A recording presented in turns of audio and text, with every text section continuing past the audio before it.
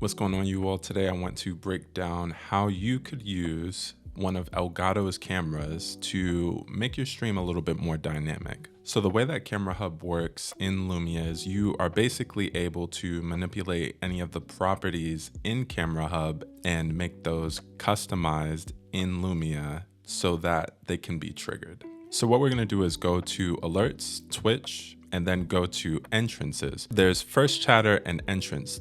The difference between the two is a first chatter is someone chatting for the first time ever. An entrance is the first time someone's chatting in an individual stream, whether they've chatted before or not. So this is going to function as an alert reaction for any time that someone chats in a stream for the first time. So it's almost going to be like an automated greeting. Select set webcam property. You'll be able to adjust pretty much any property that you see here in Camera Hub. For this idea, we're going to primarily use the zoom, pan, and tilt. And you'll want to make sure that you log those properties in as individual actions, which will make sense here in a second. Any value that you decide, it will change that in Camera Hub. So just make sure that you add that before saving everything. I think I want to give myself a little bit of wiggle room, so I'll probably zoom out just like a little, and I'll add that. Go back to tilt, which is just like how high or how low, and that feels about right, so I'll add that as well. And then if I needed to go left or right, I would select pan. I'll probably just move it a little to the right.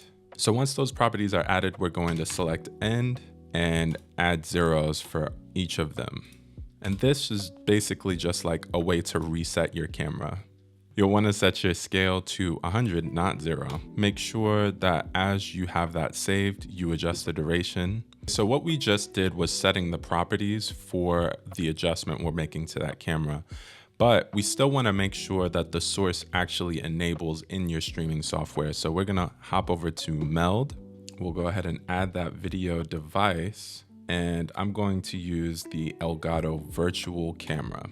If you don't use the virtual camera, it won't record some of the effects that you have the option to do in Camera Hub, such as LUTs and other fun things in the effects section. Because we want those properties to adjust before the source is enabled, I'm going to add a delay. And that delay will be 1 second, which allows those properties to set on the camera. And then I'm gonna look for Elgato virtual camera and make sure that the visibility is set to on. Now, I wanna make sure that they don't see that the camera is resetting. So I'm gonna go back into Camera Hub and make sure that there is a delay of 1 second, just to be safe. And I'm gonna drag that to the top. Add done. We're doing a bit of a hopscotch. I'm so sorry. And then we will set the layer visibility for that virtual cam back to off. Nice. Make sure that you refresh.